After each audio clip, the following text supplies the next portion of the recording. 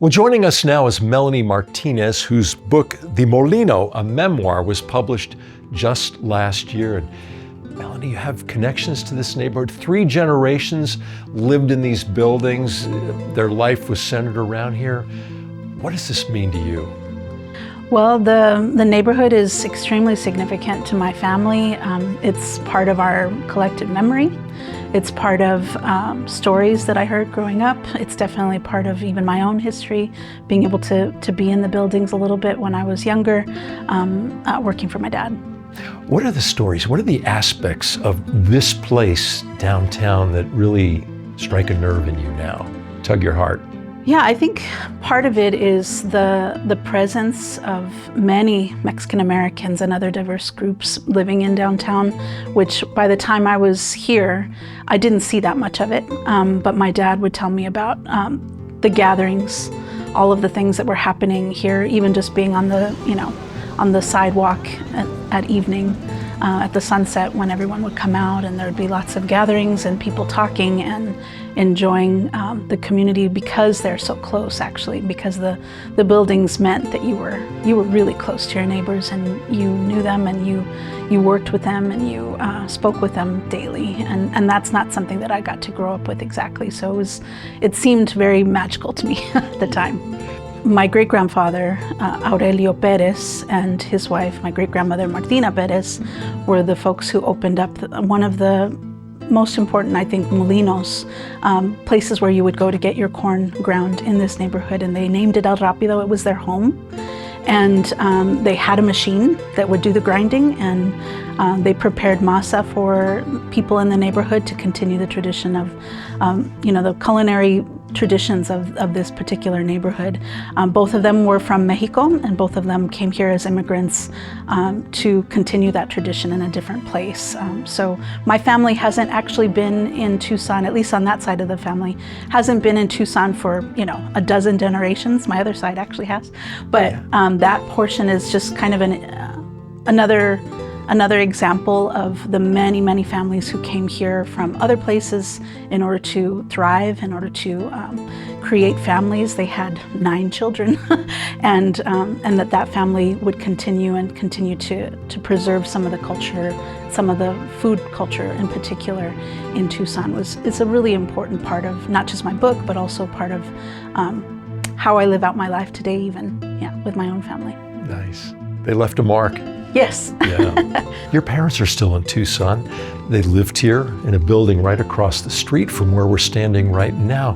How do they feel about the fact that this has been renovated now, that this area is highly valued? It's such a big part of personal history and Tucson history. It must really tug at their heart.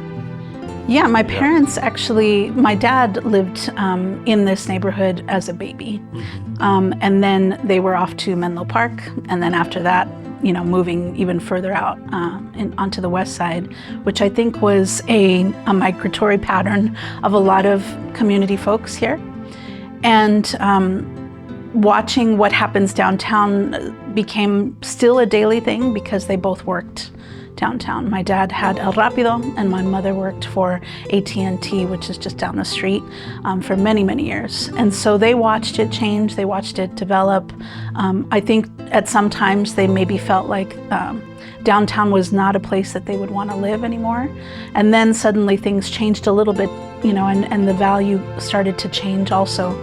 And I think in some ways my dad does wish he could be more in the center, more in the center of community, more in the center of a place where you can, step outside your door and there's a market across the street to visit.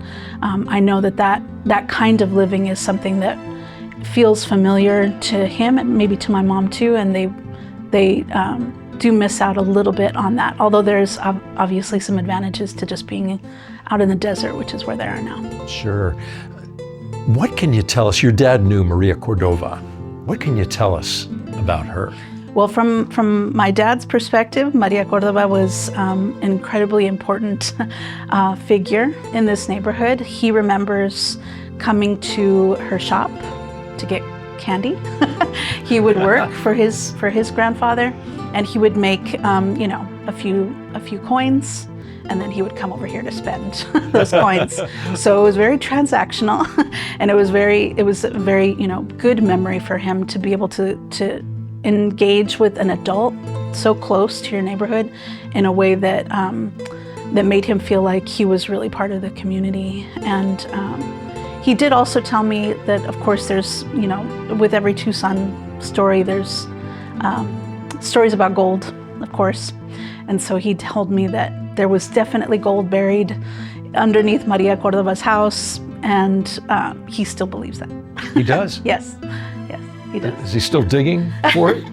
I'm sure if you allowed him into the space with a metal detector, he would try to find some of those missing gold pieces. I don't really know where that particular legend comes from, but I know he's not the only one to say such legends. I know it's probably part of maybe some kind of historical consciousness of the communities around here because of the history of this interaction between indigenous peoples and Spanish peoples, and maybe the need to kind of hide your fortunes sometimes. It's kind of an interesting thing to think about when we think about it today, not necessarily about gold, but other forms of fortune. Right. Yeah. These buildings in this area will be well traversed this winter with all the visitors we have, and by Tucsonans and all.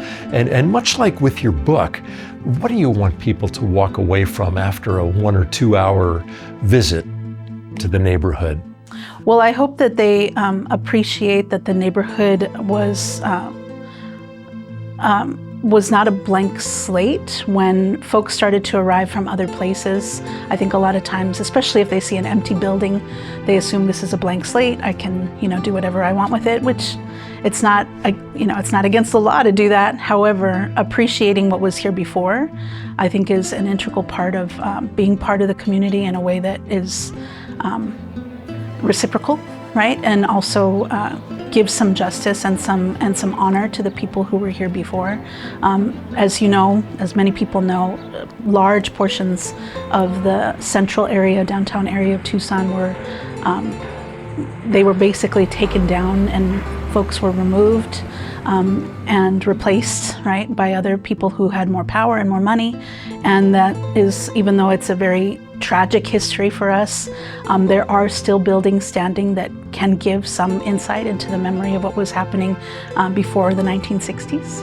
And so those artifacts, I think of them as artifacts. They're architectural pieces, right? They're buildings, but they are artifacts that can actually point to other histories, other people, and that we honor those people, I think, is very important because they are the foundation. The indigenous people especially are the foundation for the communities of where we live today. Yeah. Thank you so much. Yeah. And best of luck with the book. Thank you. Too. Thanks, Melanie.